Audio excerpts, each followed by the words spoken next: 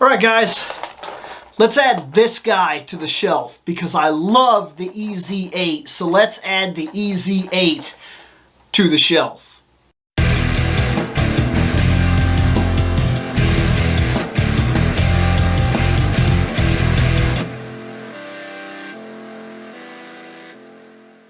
So the Ez8 has been one of my favorite Gundam designs. Not necessarily that it's actually a Gundam. We'll say he's a mobile suit, to be fair, because he was part of the RX-79 lines. And the RX-79 lines were created by using the parts that were left behind after creating the RX-78s. See, there was a bunch of prototype parts that were used to create, this is the way I understand it anyway, to create the RX-78s. And those prototype pieces were later used to create the RX-79s. So these things, when they were built, they were high-class ground mobile suits. High-class, hardcore. Now, there was a little bit of psychological warfare that was used here when they were purposely called Gundams. They're not actually Gundams. But if you call them Gundams, you get the attention of enemies on the battlefield that may hesitate to fire out of fear that they've heard stories about the Gundam.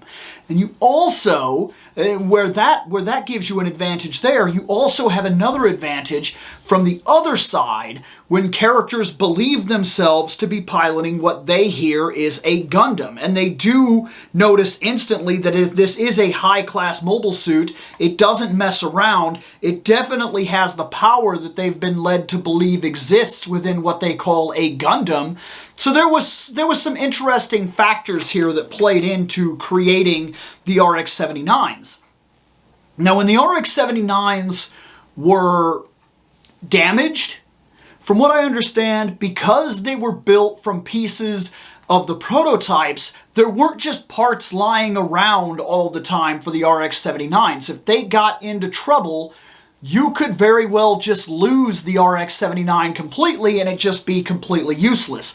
This is the reason you see a lot of patchwork in things like the MS-8 team, where when the head is broken off of one RX-79 unit, you end up with a different head, and they ended up calling her Gimhead. The reason for that was that parts weren't simply lying around for you to use, so this is the kind of stuff that happened. Now, Shiro, he took massive damage to his RX-79.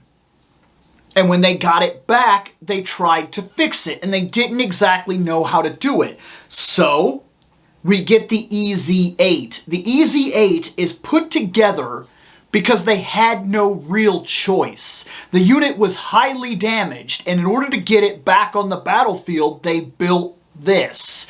This is an RX-79 repaired on the spot to become the Ez8.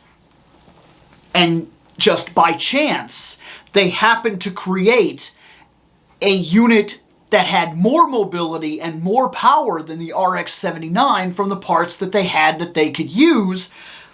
That's why the Ez8 is very interesting and why the Ez8 is unique. And that is awesome. That's the reason so many people like this thing and the reason it's going to be really cool on the shelf, because unlike other things where there's RX-79s out there, where there's Jims out there, Jims, where there's a ton of Zaku 2s, where there's even a whole lot of Gundams, the Ez8 stands alone.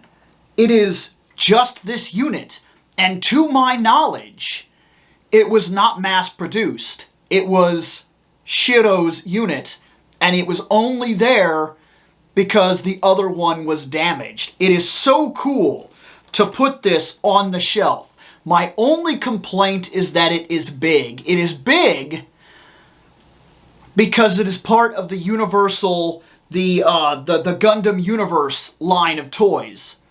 These toys are really cool, and they're decently detailed, and they pose well enough for what they are. But their biggest flaw is that they're not built to a 1/44 scale. So you end up getting them all the same size. Regardless, this is really cool on the shelf. And I'm really happy to add it to the shelf. So guys, we have now added the Ez8 to the shelf.